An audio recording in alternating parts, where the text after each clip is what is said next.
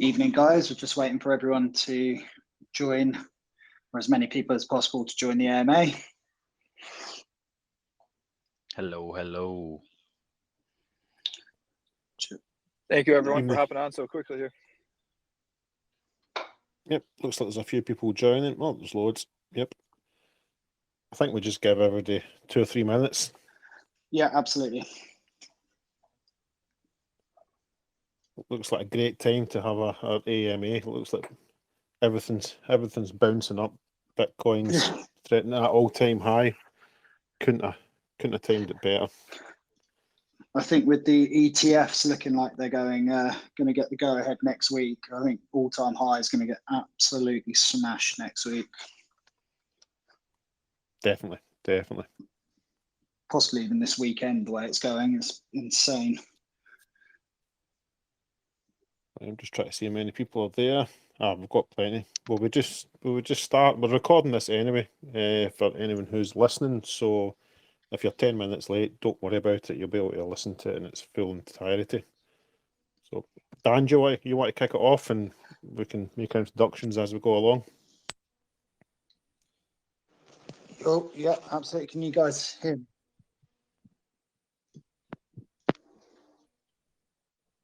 All good on my end, Dan. Yep, good to go. Can everyone hear me? Yep, perfect, Yep. Dan.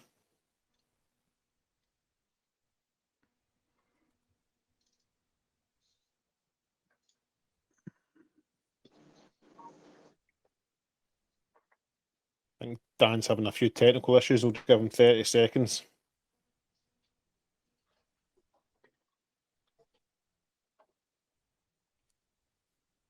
I think he's rejoining. So, yeah, sorry about that. I'm not entirely sure what happened. I had a phone call midway through, and it seemed to just cut this off. So that's fine. So yeah, I'll just get started with a quick introduction. So the admins on here, myself, Dan, and everyone else will introduce themselves. But we're the core members of the team that started up Beach. We've worked together on previous projects that are still ongoing as well. In fact, project that also got involved with Beach right at the beginning. Our sort of goal here is, as everyone knows, is to create something very special in the decentralized finance space, and by DeFi we literally mean decentralized. We want this project to be open to anyone and everyone across the world, and that's a really important aspect of what we're doing. So I'll let the other guys introduce themselves. Yep, I'll go first, Dan. Yep, so my name's Kenny Russell, and quite a few people already know me through Stockbox Media. And a bit like Dan, I've been around with a few other projects, and what we learned from these other projects, which was Proj and Roj, and as Dan says, are still ongoing. We've learned a lot along the way, so we decided to bring all this knowledge together, and Beach was the output of this knowledge. So yeah, I'm glad to be along for the journey. It's exciting times ahead.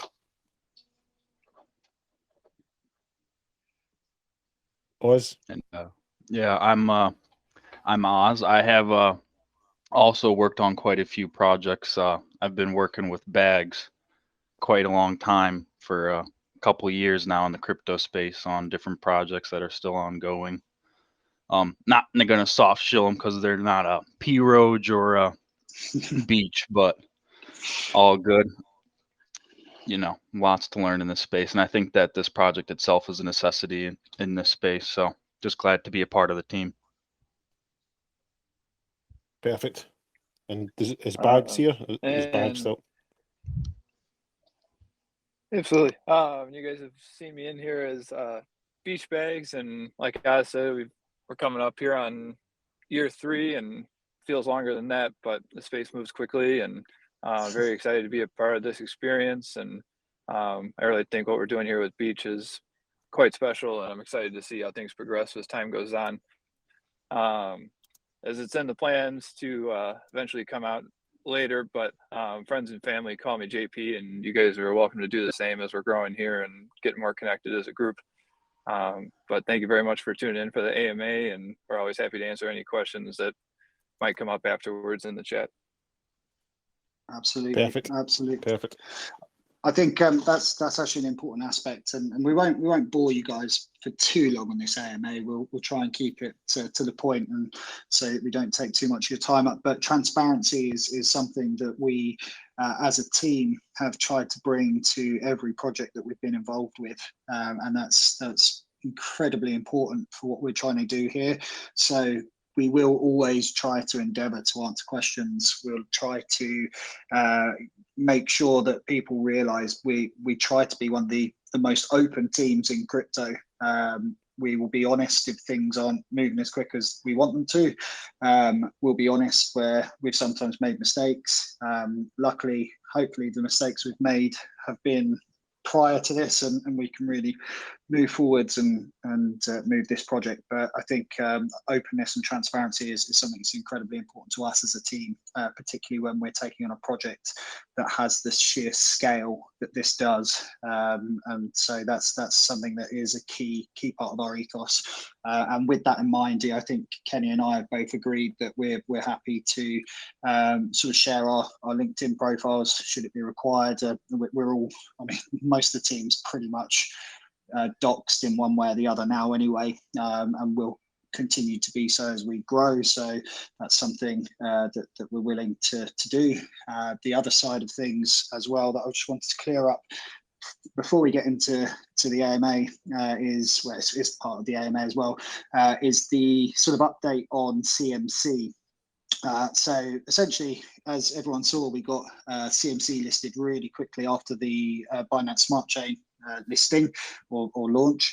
I think 2 days after BSC launch, we got a dual listing on CMC. However, for some reason, CMC decided they would list both the ERC and BSC tokens under one listing for Beach, whereas when we went to CoinGecko, we specifically said to them, we want the Binance Smart Chain listing to be separate, following, I think it was the FEG model. FEG have a similar model, and CoinGecko were open to that and obviously delivered. So what we've done with open channels with CMC, it can take a bit of time, but what we're hopeful for and what will actually benefit you as holders is we think what CMC will do is likely delist the token and then list each one individually, which will mean on the CMC alerts that so many people follow, we will get a Beach token listed and a Beach token BSC listed at the same time, which will be two value driving events for both chains. Which means we actually get 3 cracks at CMC listing, which is, say, in terms of value events, is great. It's great for us as a token and a project. Yeah, definitely, Dan. Yeah, it did seem when we get listed in CoinMarketCap, there was a bit of head scratching going on to see what what they'd actually done, because it had elements of both tokens in there. The contract for ERC, and originally it had the chart for BSC, and then it switched to ERC. So it was really confusing for the community. So yeah, we definitely need to get them split up, because although they're part of the family, they are in separate networks. So yeah, hopefully in the next 4 or 5 days that event will happen. And as Dan says, it will create some more momentum for us going forward. So yeah, we just wanted to get that point out. So we did before we get into the questions. Yeah, it's to negate. There will be people obviously that are invested in this token that aren't in the Telegram group, but the reason we want to make this quite clear is some people may see a delisting and suddenly go into panic mode. That's absolutely not what's happening here. We are doing this so that everything is clear, and the information that's pulled from CMC into the various apps can be the correct information. And also, a lot of people have said they go on CMC, they can only see one token at a time. It's a bit messy, and we want it clean. So that's one of the reasons for just letting you guys know about that. Perfect. All right, Dan, let's get straight into the questions, because there's quite a lot to go through. The Right, so the first one that seems to pop up all the time, and no matter how many times you answer in the TG, it keeps coming around, and it's when will we list in a centralized exchange? Dan, Yeah. I'm going to slip a shoulder this one to you. So the short answer is not in the immediate term. Now, there's a reason for that. There's a couple of good reasons for it. First, our tokenomics at present are quite complicated. We obviously have a 15% tax on buys and sells, and that 15% tax is broken down into various areas, which we are going to utilize as the project progresses. As we move more into developing the utility aspects of this token, the tokenomic side of things will be less important, not important. They'll still be important, but they'll be less important. So there is a counterweight to when it's right to move on to a CEX. For now, going on to a centralized exchange would completely negate the point of what we are trying to do, which is to build up the funds, the wallets, to do our beach cleans, to do the dives, to do the mangrove plantations, to look at things like kelp farms, all of these incredible projects that we've already delivered.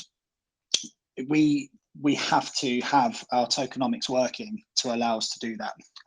Now, as far as I'm aware, and even though we've tried to be sold by a couple of CEXs that they can do our tokenomics, it's, as far as I'm aware, there is just not anything out there right now that properly does it.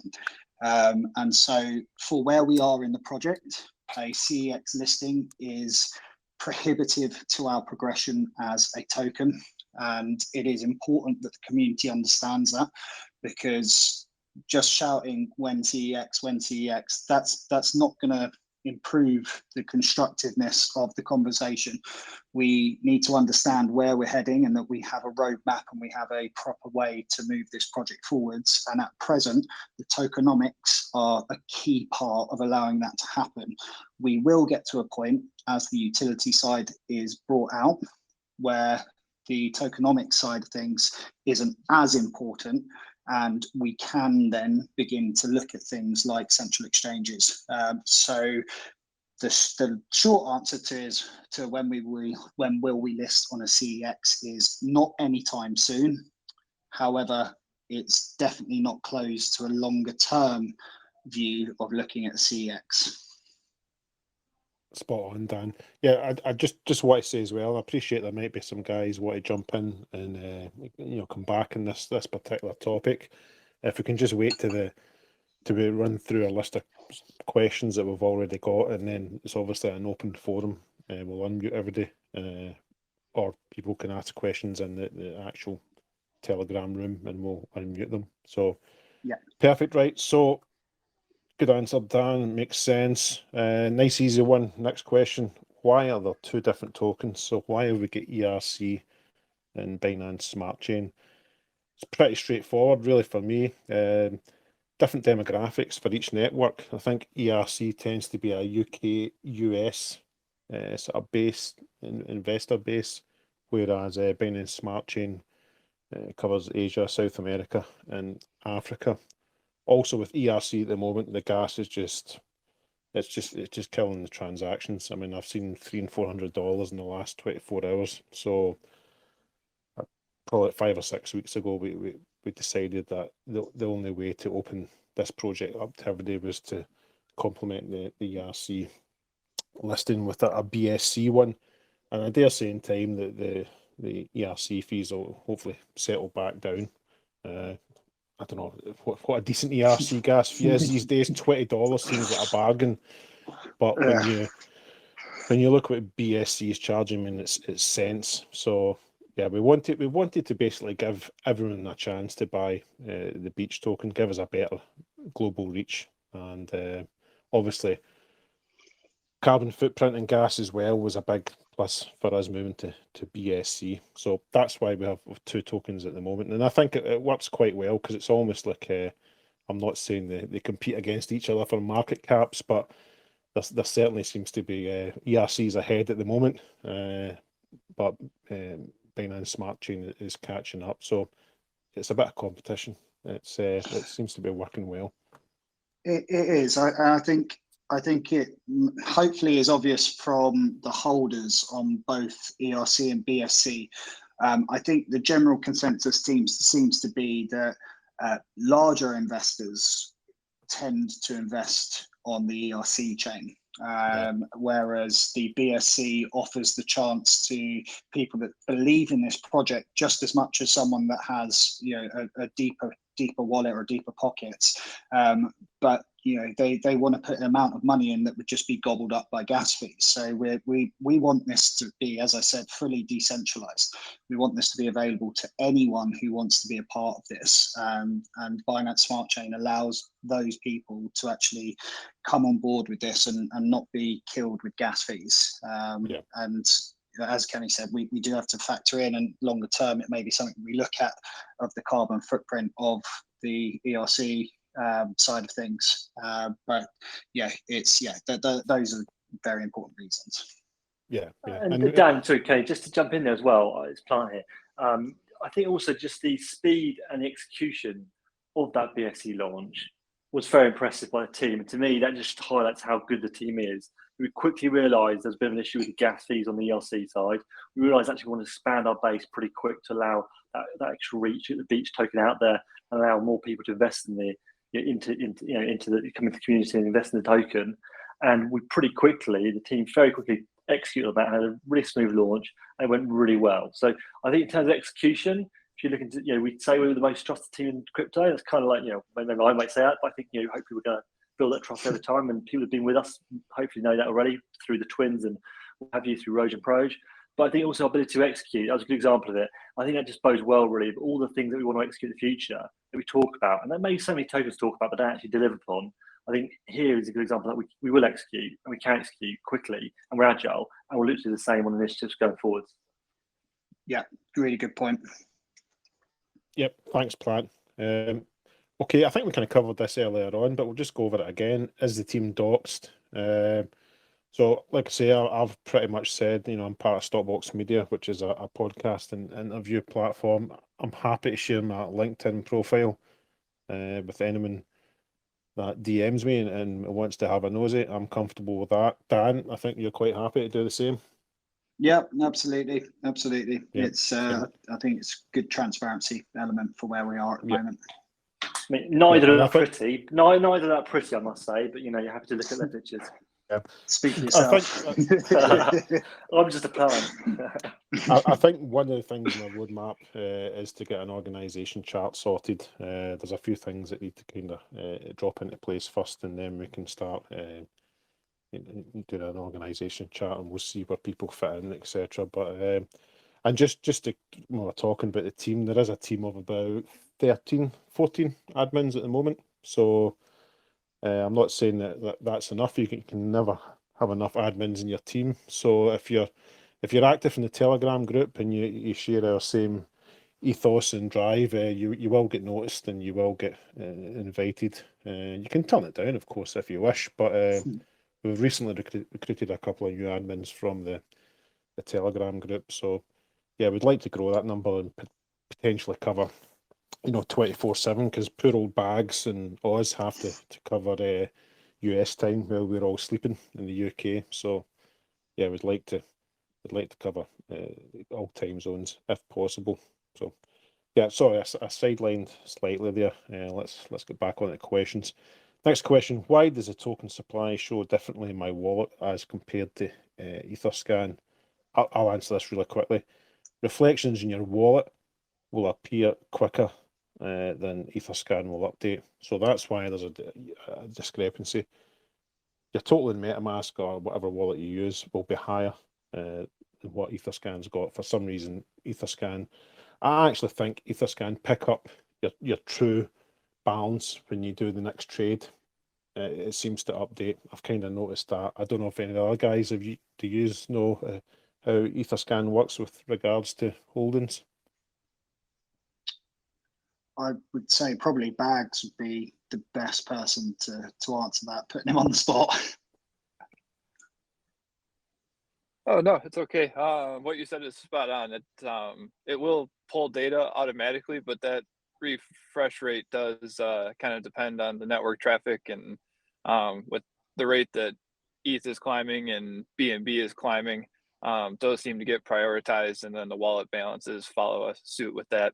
So I totally agree. If you ever have a discrepancy with your token amount, my first suggestion would be to check your wallet, and then if that doesn't seem still quite right, most accurately, I've found Pancake Swap or Uniswap, depending on which chain you're on, will give you a very accurate token total as well. All right, there we go. I knew Bags would give a better answer than I did, but perfect. All right, next question. We'll quickly move on. So one that's come up all the time and it's pretty topical. Are we going to be doing an NFT launch? Now, if I'll take this, Dan, if you want. You okay with that? Yeah, please do, mate. Yeah. So we've had sort of great discussions about this, and the thing that it put us off originally regards an NFT launch was obviously the gas costs are just ridiculous, and it would go against our ethos.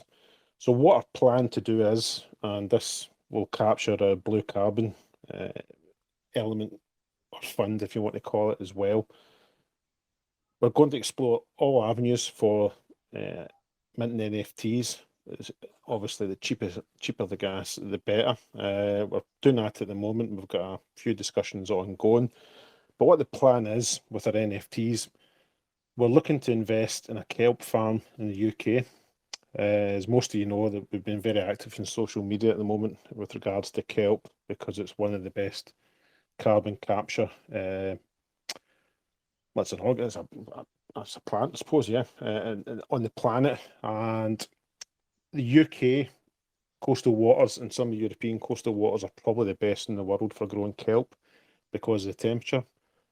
Kelp can grow a foot a day. I mean, it's astonishing what it can do. And it provides this whole ecosystem, you know, for marine animals, shellfish, etc. So there is many kelp farms sort of springing up around the UK. They're all licensed, etc. Regulations pretty decent. So what we're planning to do is 1,000 run NFT set, and they will be collectible. The idea is we're going to do endangered marine animals. So the more endangered the animal is, you know, the scarcer the NFT will be. So the sort of first prong is the NFTs will be collectible in themselves. You know, everybody will want a full set. So $100 in NFT, run 1,000, raise $100,000, and right away through the Beach Collective, where you'll be able to mint them, they'll earn 1.5% will go towards the Clean Ocean and carbon funds. The second part, and this is the clever part, so each NFT will have a fractional percentage of the kelp farm business. So if you buy 10 NFTs, you will own, through the NFT, because it gives you digital ownership, 1% of the kelp farm. And you'll say, well, what the hell do I want to own 1% of a kelp farm? Well, kelp gets sold, it gets used for human consumption, animal feeds, medicines, you name it. They're making all sorts of things out of kelp. I think after fishing, worldwide, it's the most harvested product out of the sea. So it's huge, and obviously, as I said earlier on, in the UK, it grows extremely well.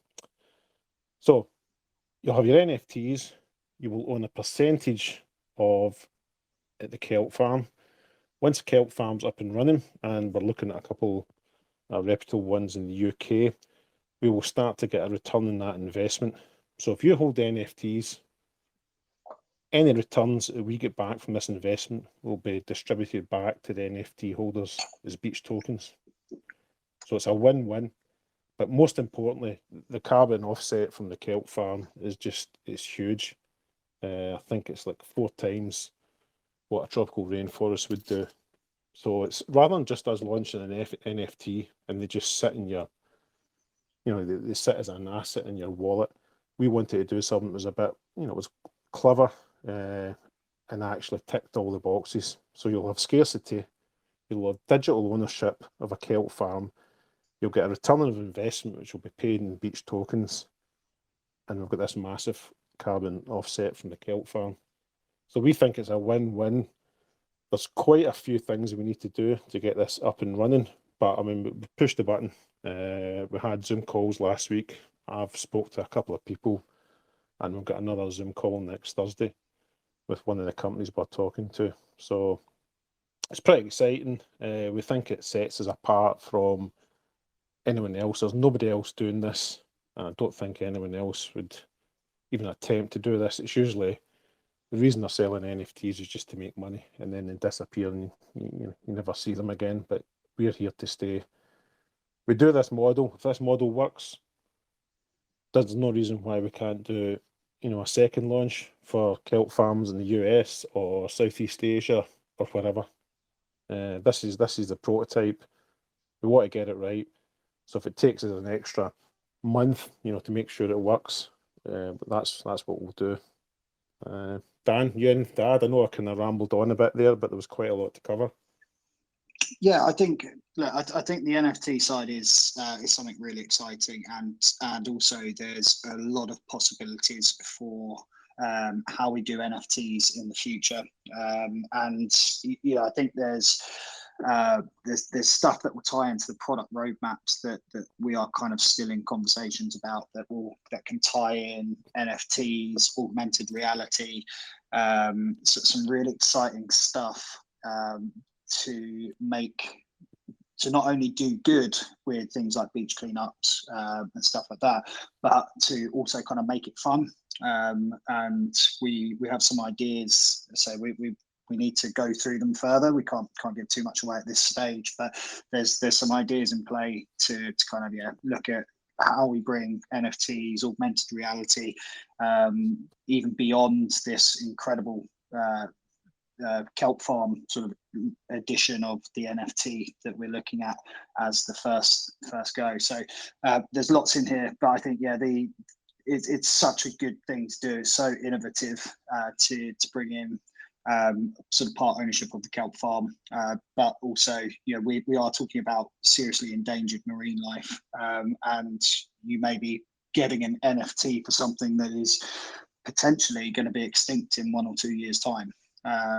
We're talking about things that are that serious. So it's there's definitely going to be a scarcity for some of these NFTs, which could significantly rise in value as well. Yep, good stuff. I'm sure there'll be a few questions at the end about this, so we'll come back to this, no doubt. Moving on, will there be a bridge between the two tokens, Dan? So again, to I guess make a very long answer short, in the immediate term, no. The door isn't shut to looking at it longer term, but just for the sake of argument for right now and any questions on it, there are no plans to bridge those tokens at present. Spot on. That's the kind of answers we like, short and sweet. Okay, this one comes up all the time as well. Why is one token worth more than the other? And again, I'll answer this one because it's nice and easy. It's just supply and demand. If Ethereum's pumping and Bitcoin's pumping, you tend to find that ERC is on a burn, the pump, if you want to call it that. I think it is at the moment. It's ahead of the game from BSC. That's simply what it is. There's no other rhyme or reason to it that I can think. It's just pure supply and demand. Yeah. Agreed. Yep. Perfect. Right, this is another one as well that's come up a few times, and I'm going to do a slip of shoulder on it to the other guys. What is the purpose of the boost funds, and how will they be deployed? So I think there's 3 main elements, Dan, for the boost funds. Yeah. So the boost funds, OPEX. First of all, so the boost funds will allow us to spend on making the project better and bigger. So things like marketing, promotion, potential listings, publicity, legal, accounting. We will look at things like incorporating the company or incorporating the token at some point. And that's something that we're in active conversations about as we speak, about where best to do it. third-party advisors, consultants to help us achieve what we need to achieve. I mean, I think hopefully everyone's taken a look at the roadmap. If you haven't, we'll kind of run through that in the next kind of question. But have a look at the roadmap. Have a look at what we're trying to achieve here. This isn't a project we're talking about. We want to be a £10 million market cap, and people have 10 bagged, 100 bagged, whatever. We're talking about changing the face of crypto. We're doing it in a way that is environmentally sensitive, environmentally conscious, and so we need the part to use and utilize part of those boost funds to push the project forwards. So that's one arm. Second arm, sort of bolt-on tokenomics, so improving the liquidity pool. And what we'll regularly do, we don't shout about it when we do it, but what we regularly do is top up the liquidity pools of both tokens with money that we'll have in the admin wallets. So just to be clear as well, one of the things, again, for transparency, we have a multi-signature admin wallet, which means that we need 3 admins to sign off on any transaction going through, unless it's a very low value transaction. We're talking like a couple of $100. Other than that, what we do is we have 3 admins that need to sign off on something. It just stops and provides a bit of security to everyone that's in the token, to know that admin wallet can't just be cleaned out by a rogue admin, which I'm sure we don't have here, but it's again, it's just a protection for the rest of the community. So yeah, bolt-on tokenomics. Price support means that we have the ability to either prop the price up by buying. We can potentially do a buy and burn or a buy and reserve, where the difference between them being we can obviously buy and burn, so there's a double value add to that, where we are pushing the price up with the buy and then burning those tokens, which ultimately means less tokens in issue. And buy and reserve, where we buy those tokens and then we push those tokens in for competitions, promotions, either maybe push them into the clean to earn initiatives, which we'll touch on as well. So yeah, that's another important part. And stable coin hedge. So we have the DAI reserve to avoid, or if we need to buy the double dip that often hits a lot of altcoins. So if there's an Ethereum dip, then the paired token dips as well. Same can be said now for our BNB side of things. So what our stablecoin reserve can do is to provide protection in 3 ways. 1, to buy an Ethereum dip or a BNB dip, 2, to buy any token dip that follows. So if our token then follows that dip on Ethereum or BNB, we can buy the token, or to do nothing other than signal that there is no need to sell off the token. And we've got a built-in mitigancy for looking at how we can use that if required. So it's just a bit of a fail-safe that should there be a sell-off for whatever reason, we have the means to prop the price up through either the increased liquidity pool, raising the ceiling of that liquidity pool. The higher the liquidity pool, the less damage any sudden price movements have, the less effect it has. And we also then have those funds available to us to prop the price up, to do buy and burns, buy and reserves. So yeah, it's an important part for now of what we're trying to achieve. Brilliant, Dan. I think you came up for one breath there. That was amazing. I couldn't have done that. There's a lot to cover in there, so there is, but it's yeah, it just gives us so many different bullets to fire, for want of a better term, depending on market conditions. It just gives us that flexibility. When others are fearful and they're all trying to sell everything, we can be hedging, buying up, etc. So it's a wonderful situation to be in. I actually missed out a question, Dan, so I did in the excitement. So this is really important as well. what are the plans for the Clean Ocean and Blue Carbon funds? I'll probably touch on this, Dan. Yeah, perfect. For those that don't know, so obviously we've got our tokenomics in play. And basically for every transaction, buy, sell or transfer, we have 1% goes towards this Clean Ocean fund and 0.5% goes towards Blue Carbon fund. And at the moment, now this figure's probably went up because we've been pretty active today. We have about $37,500 in these funds. And it's just grown every day.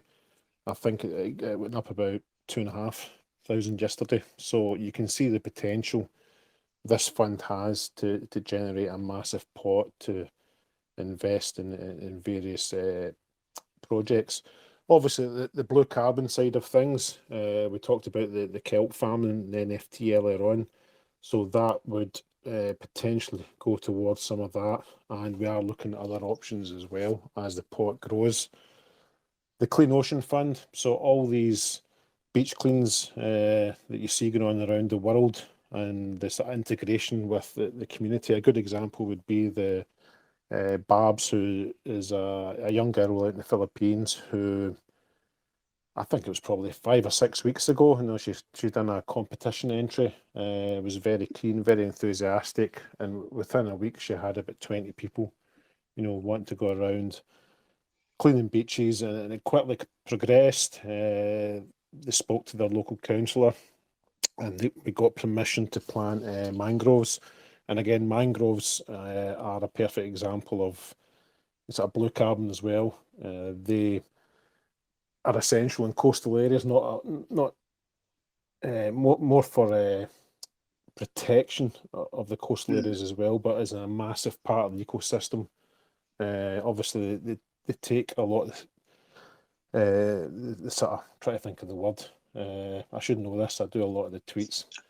But the ecological side, where it's looking after both the wildlife, the shoreline protection, and the carbon reduction. Yeah. I need to drink more beer. I've run out of beer. That's what's wrong, Dan. But no, they're part of this massive system. And obviously, when the leaves fall off, then that provides nutrients that go back into the sea, and then it's rinse, repeat. So the essential part, not just in the Philippines, but all around the world, you know, mangrove planting is essential. So we got the team. They planted 1,000 mangroves a couple of weeks ago. Obviously, there's a cost involved with that, but we're now getting companies approaching us that are keen to get involved in this. So as we grow, we'll try and replicate this kind of model that we've developed in the Philippines. And just as a quick update, and I could probably say it as well on this call, we are talking to another couple of people in the Philippines, and we're looking to get involved with a school and get the kids involved and do some educational stuff about cleaning the beach. Teachers are keen to get involved in beach cleans as well, and that's the kind of thing we love. I think we're also talking to a school in Tonga and Solomon Islands as well. And you've seen beach cleans from Tonga and the Solomon Islands. In fact, there's a beach I think also that's going to say important to note on Tonga as well, that we are actually, if you haven't seen, supported by an Olympian from Tonga called Peter. He's kind of been involved with us from the beginning, which it's quite incredible to launch a project and have an Olympian back it from launch, which just says so much about what we're trying to achieve. Yeah, no, 100%, Dan. So at the moment that fund's grown very quickly. So we're obviously the Clean Ocean side of things, we're deploying that, you know, weekly because we're trying to expand the amount of cleans, mangrove planting, etc. The blue carbon funds are sort of set aside for ideas like kelp farms, etc. So what we'll try and do, we have somebody new that is going to start writing some Medium articles, and we'll try and keep everybody updated, you know, what the balance of these funds are and what we intend to do with them. It's a moving target. As I say, these funds are growing every day, so the opportunities that you can look into are increasing. So it's it's great. It's a great position to be in. And what we're actually thinking of doing as well, I was going to cover this later, Dan, but I'll just talk about it just now, is at the moment it's 1% going into clean ocean and 0.5% going into blue carbon. We're thinking of balancing these out so it's the same percentage going into both funds, whether it's a 0.75 and a 0.75 or whether we manually take 0.5% from somewhere else. We're yet to decide, but we'd like to, we see them both equally as important. So why, in hindsight, we should maybe have changed the tokenomics, but we didn't know how successful it's going to be. So we would like to balance these out in the future. Yeah, that's it. And whether it means we shave 0.5% off a boost fund to go into the blue carbon initiative, that may be an option. But it's I think it's important to give the same precedence to both sides of it.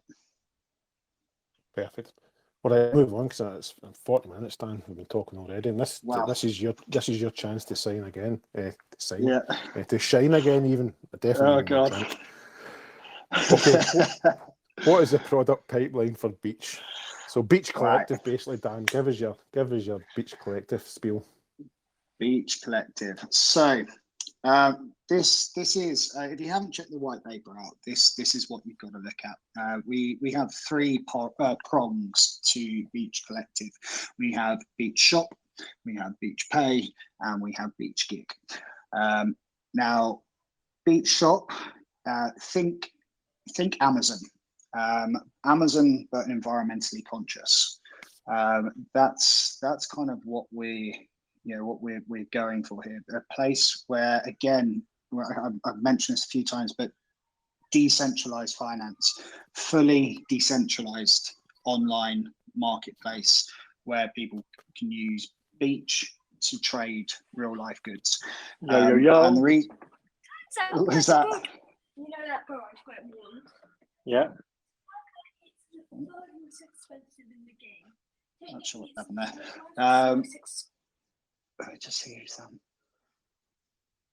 Okay, perfect. That's fine. So yeah, think decentralized shop online place like Amazon. Now, decentralized because what it means is anyone can go on there and sell a product, and anyone can go on there and buy a product, and that's really important to what decentralized finance is. We don't want to limit it, but what we want is companies who do go on there to realize they need to be environmentally conscious in their approach to this, and so it's utilizing that marketplace. It's utilizing the Beach token as a store of value and a way to pay for things.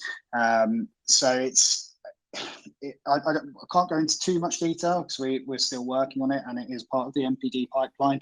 But that's one of the areas. So that's Beach store, Beach shop. Sorry, we have. Okay, so yeah, so Beach Shop, obviously just gone through that. Beach Pay. Now Beach Pay is, the ramifications Beach Pay can have is huge. We want Beach Pay to be the way that people pay for their goods. We want corporations to be involved in accepting their responsibility for being carbon neutral or carbon negative. We want them to be responsible for understanding the plastic pollution needs to be rectified, because we can't keep living in a world where we are decimating marine life, where plastic is literally ending up on your plate if you're eating fish. So Beach Pay will give us the ability to work with various, whether it's your small coffee shop or your big corporate, to provide a payment system where, and I think our tagline on this is pay the planet, not the bank. So we will use what the transaction fees are that these companies have as a kind of sweetheart deal with a Visa or a PayPal or whoever. We will go and put a smaller tax on it on those transactions, which will be a carbon tax or a plastic pollution tax, and then we'll use that to obviously continue with our plastic reduction initiatives, our carbon initiatives. So it's the possibilities of where beach pay can go are nearly limitless, and we are incredibly ambitious in where we want to take this. And I would just say, if you can see our ambition, our passion on this side of it, this is probably the part of beach that I'm personally most excited about, but as well as the community initiative side of it, I think it's got huge potential. And then we have Beach Gig as well, which again is great. It's digital nomads, people that could be sat in a cafe in Thailand, or doing some work out in the jungle in South America somewhere, and they just work from their laptop and do the times that they want. And beach, what we want is to kind of connect those environmentally conscious people, people that believe in sustainability, to give them the ability to connect with each other, to look at freelance and nomad work through Beach Gig, and ultimately accept beach pay as a form of payment for it as well.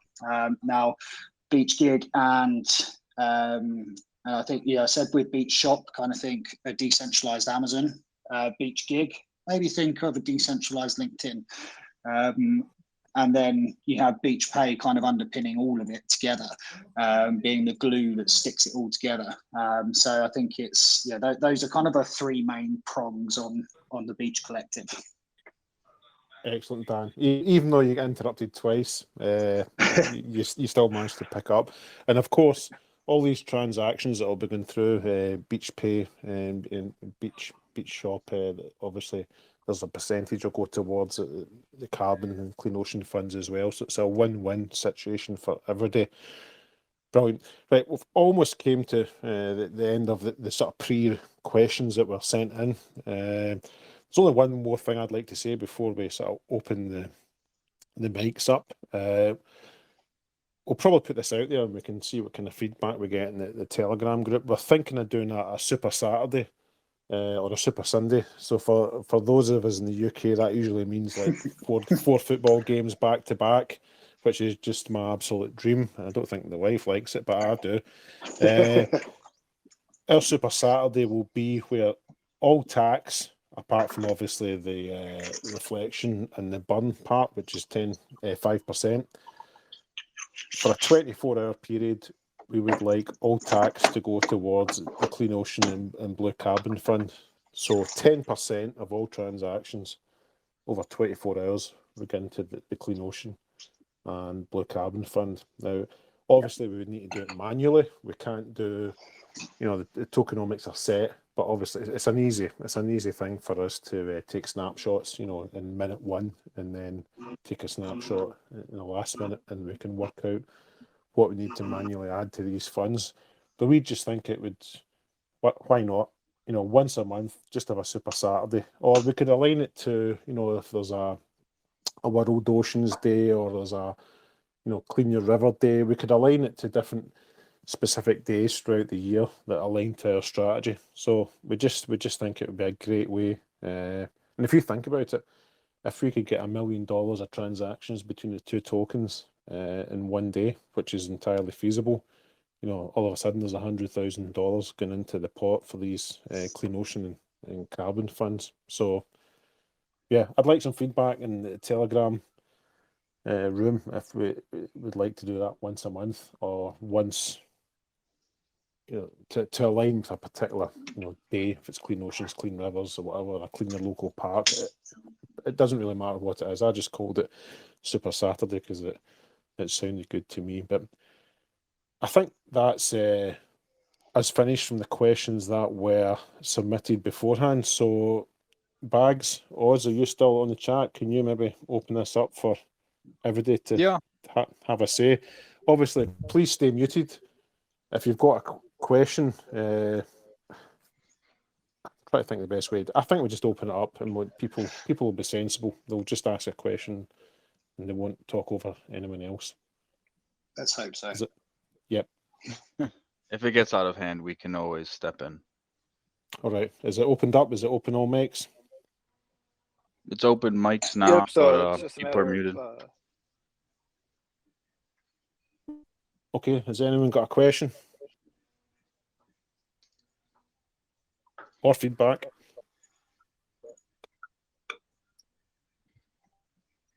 Please I don't do shout have a when few. CX. Oh, Go on, Raggy. Hi. Yeah, hi, my name is Ragit. Thank you guys. Sounds interesting. You guys seems to be knowledgeable, and I'm very glad I'm part of this team. Sounds great.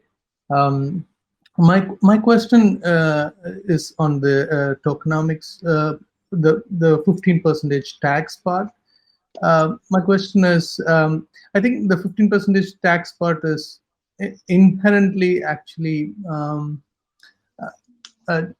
not more like demotivating people to transact, right? Like if you transact, there is a 15% tax on it. So the nature of that component itself is for people not to transact much, but hold on to the token for longer. So if that is the case, how are we trying? How are we trying to improve the demand or the price of the token, which ultimately will bring revenue to the project? And because of so the follow-up question on that is because we are not planning to try to get into exchanges either decentralized or centralized. Now if we talk to some normal people, let's say celebrities, someone who is not so technical, how are they going to buy this token? Because most of them would not know or understand Uniswap or PancakeSwap at this moment. So these are the two questions. Yeah, no, it's a good question. So just to clarify, questions are: high tax is encouraging holding. So what are we doing to increase new holders, and how with those new holders will we manage to persuade them when it's via a DEX rather than a CEX, so it's not as simple to buy? Is that right? Yeah, that's correct. Okay. So marketing.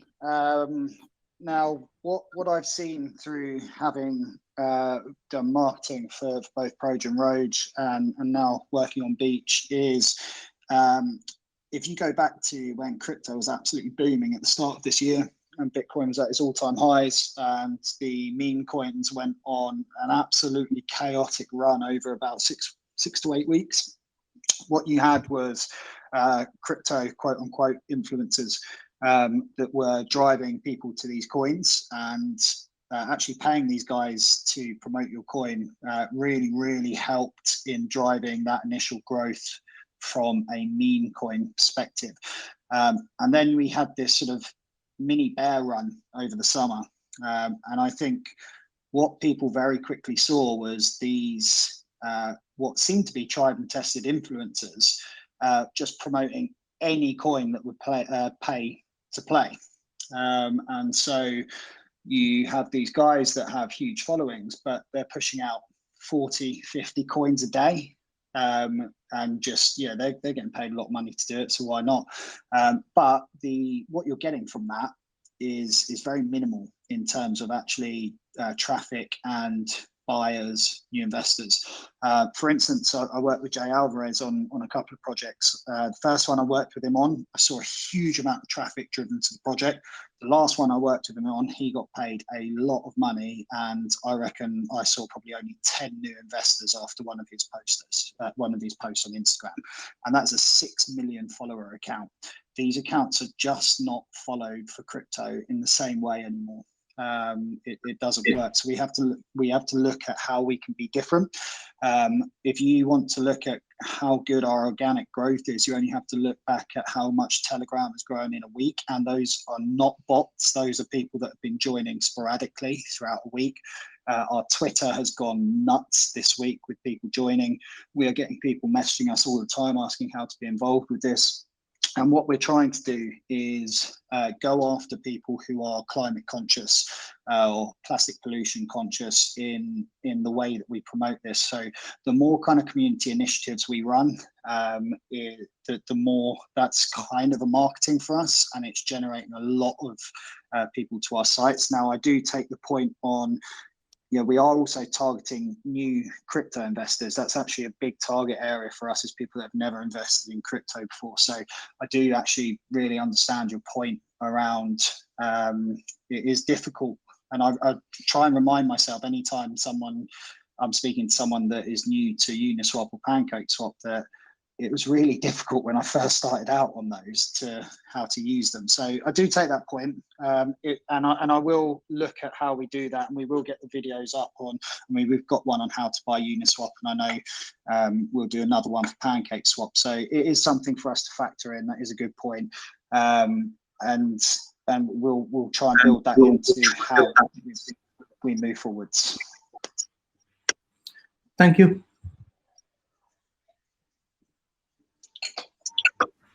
Thanks, Dan. I'm not even going to add anything else to that because you covered everything there. Anyone else?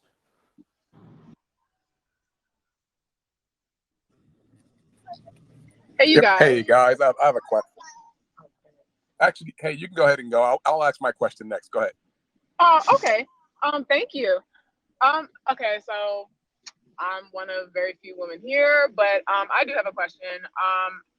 Is Beach, I know that the team is, some of the team is based in the UK and some are based in the United States.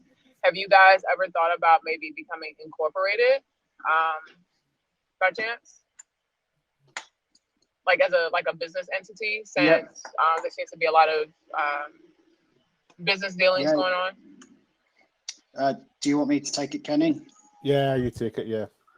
I think, you maybe missed. I think I only briefly touched on it earlier. So. Okay. I did miss it. That's right, no problem. So we are at the moment looking in how to incorporate, where best to incorporate, right. And there's a lot of things to factor into incorporation. So we've got conversations with third parties around this as well, but it's definitely something we're looking at, and I'm 99.9% sure it's going to happen. Awesome. Yeah. The only reason I mentioned it is because that will definitely, for those who are prospective holders, that will, I guess, give them a little bit more ease of mind, because crypto is the wild west. So yeah, and that's an understatement. So I think incorporating, because I've been through some stuff, and I really don't touch that. I literally have, I can count on one hand how many coins that I have. So I'm looking forward to it, and I'm actually looking to kind of ape in when these gas fees calm down. So yeah, no, definitely. Well, also look at PancakeSwap, but I won't lie to you. I've got a couple of wallets full of graveyard dead dog coins from the start of this year that were all because I got in April, and not to go off course, but Sheeb was my first, and then everywhere else I got honey potted and rugged a few times. I was like, nah, I'm out. So Beach is one of very few. So and my top coin that I've been shilling everywhere. So yes, well we're great to have you as well. Yeah, it's awesome here. Just to add to that, Dan, obviously as part of the kelp farm investment as well, we would need a vehicle. Hey guys, quick question. Okay, when you go. Oh, hey, thanks guys. First, thanks for holding the AMA. Really appreciate that. Think you guys have an amazing mission that you guys are focused on. But two questions I have about that. So, with this mission that you guys are undertaking, what's your motivation behind it? Why ocean cleanup? What's your passion about that? Of course, Kenny. Yeah, well, I'm fortunate enough I live on the coast, and obviously you can tell from my accent that I'm Scottish, and you think Scotland's beautiful, and it's got the mountains and the valleys, and and you go and look at some of the beaches, and it's just atrocious. So yeah, it's every day you know, in my local beach, and you can clean it one day, and then the next storm hits or the next high tide hits, and it's just all washed up. So it is, and the way Scotland's set up, there's a lot of sea locks, so it's like a bottleneck.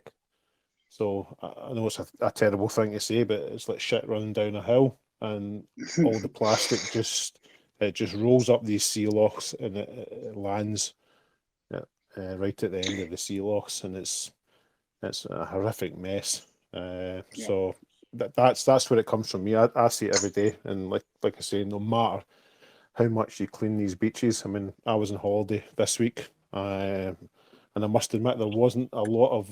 I was down in Campbelltown, which is right down in the south coast of Scotland, and at first there wasn't a lot of wasting of plastics in the beach. But when we actually walked along a mile, we started to find old lobster pots, car wheels, car tires, fan belts from cars. You know, it was just astonishing what was there. I mean, you look from a distance, it looked pristine, but when you actually got right down to sort of coal face level and started looking, there was loads there. So yeah, that's me. Dan, you want to jump in? Yeah, twofold for me. Similar to Kenny. So I live in a tourist area on the beach, and it's also a nightlife hotspot. And you know, lots of festivals each year. And honestly, you go down to the beach day afterwards, and it's just, I mean, it's amazing how disgusting people can be in terms of pollution. And you just look around and you think, my God, you know, I mean, they're literally throwing stuff on the floor next to a bin, and it doesn't make any sense. Second part for me, I'm a huge animal lover. And when you see the damage we're doing to fragile ecosystems with plastic pollution, it's insane. And when you realise just quite how many species are on the brink of extinction due to, I mean, how many have we already killed off? But you know, especially in the seas, and you look at the Pacific garbage mass that's out there at the moment. I think, was it the size of Texas? Did they say? Yeah. Yep. Yeah. It's crazy. Yeah. I think you read up. Go on, sorry. Sorry, Dan. I was just going to say that there's also there's an education side of things as well. I mean, it's all one for us to go down and clean the beaches, but as Dan says, if you know the 18 and 19-year-olds are going to come down and party the following day, we need to be educating them as well. So that, I don't know if you're on the call earlier on, where we're talking to a school in the Philippines, and we're trying to get the kids involved, and you know, and explain to them the importance of cleaning your beaches, and you know, trying not to use single-use plastics, etc. So there's lots of different angles. I mean, you could clean the beach from now to Kingdom Come, but you actually need to stop it at the source, and that's part of the challenge as well. You know, we need to get people lobbying some of these multinational companies, but they know, they're not daft, these companies. They know they need to change because it'll be consumer driven eventually, but it's trying to get people to change. Well, the ironic thing is the youngsters that make all that mess are actually some of the biggest eco activists now. So it's, you know, that demographic will change things. But there's definitely an education piece to it. Just got to connect the dots. Hey, Kenny, can I weigh in? Dan, Kenny. Yep. Yeah, of course. Yeah, please. I just wanted to give a different perspective for the question. Crypt Keeper, I appreciate it. That's a great question. Dan and Kenny's answers are from a beach and an island perspective. I'm a retired U.S. Naval senior officer, and I'm affiliated with this. I'm one of the newer mods in the room. But my experience comes, I live inland here in North Carolina, but my experience comes from years. I spent 36 years in the U.S. Navy, 36 years, and spent a lot of time at sea. And an inordinate amount of my adult life out there seeing firsthand the garbage that is floating in our oceans. So my affiliation is from that perspective.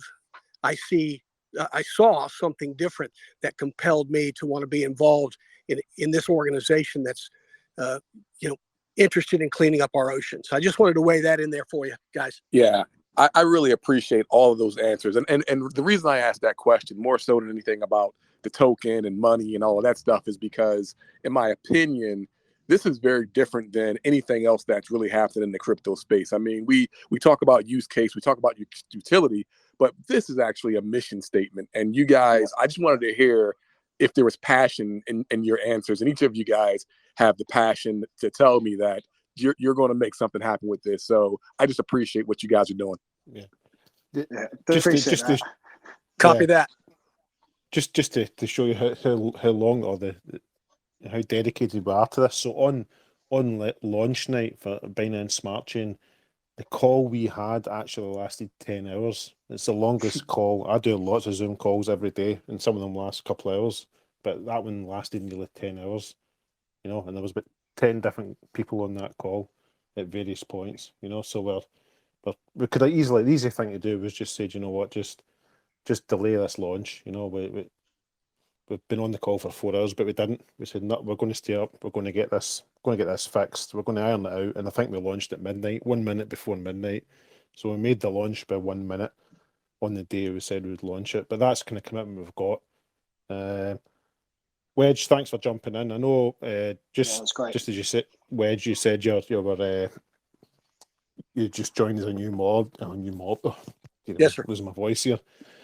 Obviously, you've got a lot of writing skills as well, so we're hoping to see quite a few articles from yourself popping up in the Medium page. And just talking about socials as well, if anyone hasn't looked at our YouTube page, have a look and you'll see that, you know, all the videos we've been uploading, all the activities are going on. And hopefully within, you know, 2 or 3 months, there'll be hundreds of videos up there of people doing their stuff. So, yeah, keep it going. Absolutely. Anyone else? Crit Keeper. I think Crit Keeper had one more. He said he had 2. All right. Okay. Yeah, you know what? I'm good on the second one. I took up enough time. I'm actually good on the second one. Thanks, guys. Yeah, there was something that Crypt Keeper said that I forgot to say that I want to reiterate, and that is use case. You know, this is my 4th year now being affiliated with crypto. I got my initial education over in San Diego at the Spatial Conference. I don't know if anybody on the call attended that. That was with the XYO network, but nonetheless, what I found is that most use cases are iffy at best. And then here's one that is an absolutely tremendous use case. I mean, we all know it is no secret what's going on in our oceans. And so so thank you for mentioning that, Crypt Keeper, because the use case is probably the #1 reason why I'm here, because this thing is extremely tangible. And I like being a part of anything that's got huge tangibility. Thanks. Yeah, totally agree. Yeah. And thank you for your service. Know that you served my oldest brother retired from the Navy. He's out there living a dream in San Diego right now. So definitely, I'm an Army guy myself. So, but thanks for your service. Hoorah! Brilliant. Anyone else? I appreciate we've been on for more than an hour now. So, Kelly, by the way, I know you've got to drop off. I'm more than happy to kind of field the last questions if you need to drop off. No, I managed to get the beer fridge. I managed to get replenishment beer, so I'm fine. Yeah, so I can keep going. We do have a couple of questions from Reddit if we'd like to answer those. Some of them have been covered already prior from our schedule. But first one would be, do you intend to release on any other chains other than BSC and ETH? Ooh. Okay. There is no official answer on this yet. However, maybe something we're taking into consideration again with a carbon view is the carbon footprint of the Ethereum network. So we are investigating things like AVAX and Algorand as places to potentially play home to the beach at some point. Yeah, nothing imminent. It wouldn't be a new launch, it would be a migration. Yeah. But nothing imminent and nothing set. We're just very aware of the carbon footprint right now of Ethereum, particularly with the kind of NFT craze.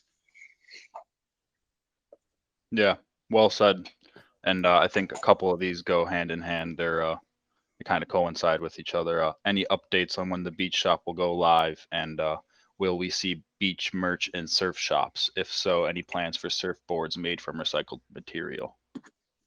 It's a great answer. I think merch from recycled material is something we definitely need to look at, particularly to have on the initiatives that we sponsor and fund and are involved with. So,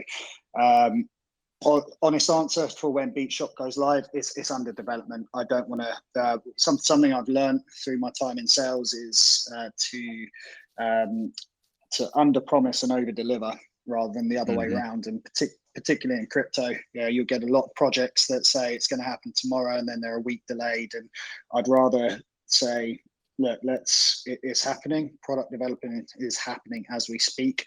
But rather than me give you a timescale we don't hit and then everyone get annoyed, it's better to say, look, we'll give you a finite date at some point when we're confident of it.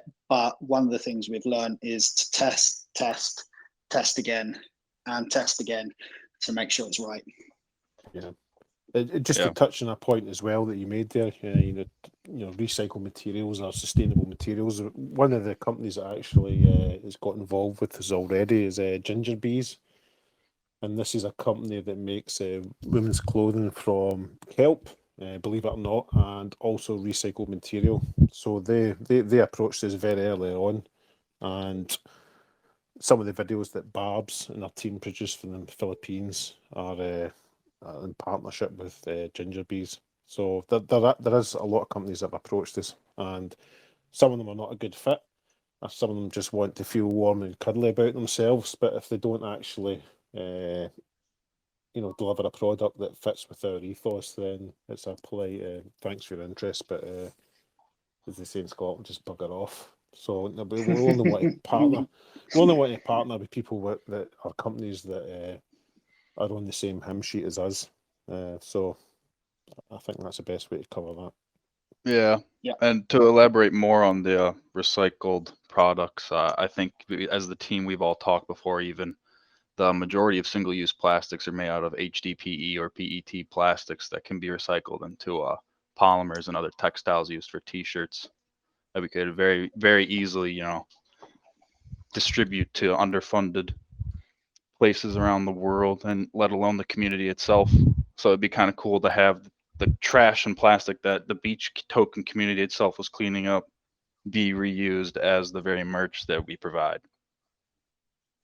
And the world is our oyster. I think if there's no more questions, it's probably the best way to finish. There's so many opportunities, and there's so many people wanting to get involved. We're just trying to create this massive virtuous circle, and the amount of people that are coming to us and talking to us, I think it's going to be a very large wheel that will keep spinning for many years to come. So, last chance, anyone? Questions? I don't know if there's any in the group. I'm just scrolling through the group at the moment. I think we've bored people to death. Yeah. Somebody's asking, I take it a 501c, is that a North American? I've just sent that to our group chat to discuss. So we'll take that into another group. The simple answer is we don't know at the moment. So we're looking at it differently. If I can ask a quick question, sir. Yeah, that's fine. So if someone is holding an BSC token, will they get the reflection as well, or is just for the ERC token holders? You will get reflections, definitely. Okay. Yeah, the tokenomics are exact same for both tokens. Okay. It's basically a mirror. There's actually one last question on the Reddit that snuck in. There's will there be a HODL event with the BSC, or was this a one-time event?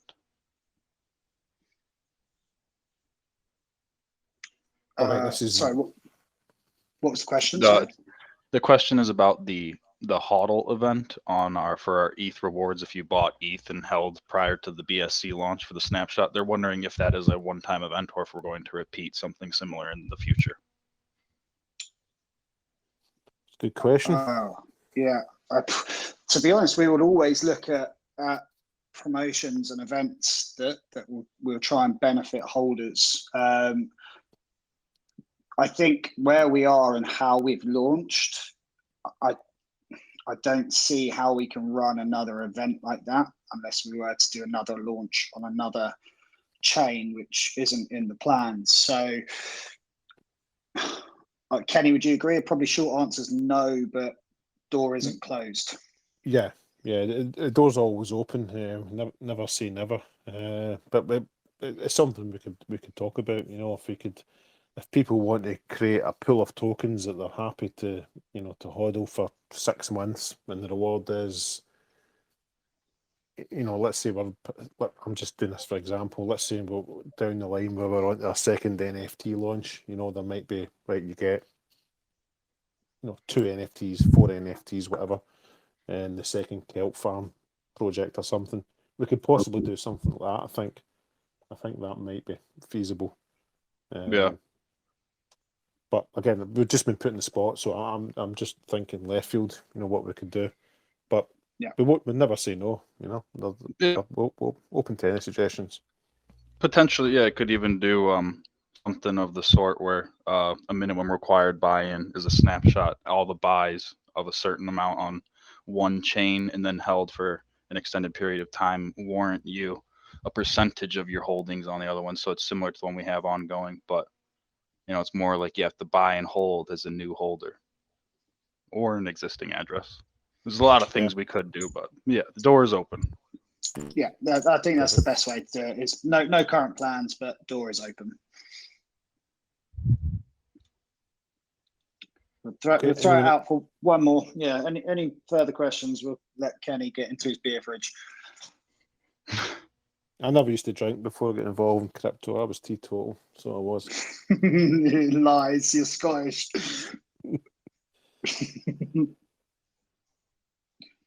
No one else? No, I think we're there. I think. Okay, brilliant. Well, guys, sorry, go on, Kenny. No, you go for it, Dan. You go for it. I was just going to say, just the really quick one is that we're, as part of transparency, we are open to people asking questions. One of the things I won't tolerate, as seen, is just blatant FUD on the group. We're working our hardest to deliver something that will deliver value to you as holders, but also, even more importantly, have a positive, lasting legacy on our environment, wildlife, and humans ultimately. So any constructive debate is great, and we love it. Blatant FUD won't be tolerated. We're happy to answer difficult questions, and if we get something wrong, we'll put our hands up and admit it. But we had a guy in this morning that's just spouting nonsense. So I think it's it's really important to keep such a positive vibe that we've got going here. The last week and a half, the growth, well, actually since the BSC launch, I think the Telegram, the Twitter, the content on Twitter is fantastic. If you're not following it, please do, because I think it's so educational as well. Let's keep that vibe going. We need you as a community to be as passionate about this as we are. Because if you want to make a change and also to make a load of money with it as being a holder, you've got to work for it. This token is going to incorporate the absolute best of community token and utility. And the best of a community token is we're going to deliver initiatives that are going to help some of the hardest hit, poorest places in the world be able to make a difference from plastic pollution, which they absolutely need for their economy, for tourism. And at the same time, you're in a project that is likely to increase exponentially in value. So the more you guys buy into it and believe in it and get behind the ethos and the culture here and help push the message out about do good with every transaction, the more we are going to be able to do with this and the wider we can take it. Brilliant, Dan. And I'll just finish off by saying there's a couple of things I want to say as well. Is we kind of stumbled across the name Beach. We had one of these mad nights where we threw names about and we decided that Beach was the best name. And actually, in hindsight, we now think we've got, I'm not saying it's a global brand, but the name, it resonates with everyone. So it like I say, it was a happy accident. We just kind of were getting to the point, like, we need to pick a name, and we just went with Beach. It was one of maybe about 10 we had, but we think it was been an absolute masterstroke in picking this name. So yeah, I agree. Yep, definitely. One last thing I want to say is, obviously, there's always scammers out there as well, and we do this in every podcast we do about crypto or any other EMAs or voice chats that we have. We will never DM you, and it might look genuine. It might have there's actually been 2 people try to impersonate me this week, and I think one of them was successful and managed to take some tokens off of somebody. We will never DM you. You need to DM us. If there's an issue, DM one of the admins and we'll talk to you, but we won't DM you. And it might look like me or it might look like Dan, but if we DM you first, it is not us. And just block them. You can swear at them, you can do what you want, tell them to bugger off, but don't engage with them, because once they've got your trust, it's fatal. And there's some horror stories out there. So just be aware that there is people that search these groups for people that have got a problem with MetaMask or something, and they'll go and set up their account to look like Beach Support or Beach Help or Uniswap Help or whatever, and they're ruthless. They're absolutely ruthless. And once it's gone, it's gone. So never give your seed phrase away. Never, ever, under any circumstances, give it away. That's it. Don't give it away, and don't type it into anything, because they'll send you a link that you need to fill out, and it'll ask you to put your seed phrase in. Just don't ever do it. The only place you ever put your seed phrase is into MetaMask, and that's it. Perfect. Well, I just wanted to get that in there because it's so easy to do. And if you're tired, or or you've got a problem, your wallet's not working properly, when somebody comes and offers you help, you think, oh, brilliant, this is going to be sorted. It's not. They're there to shaft you, for want of a better term. So be vigilant at all times. Yeah, absolutely. Anyway, right. Hopefully we managed to get both halves of this call recorded. I know the second half should, you stop recording, Dan, now, and it should dump it into your messages.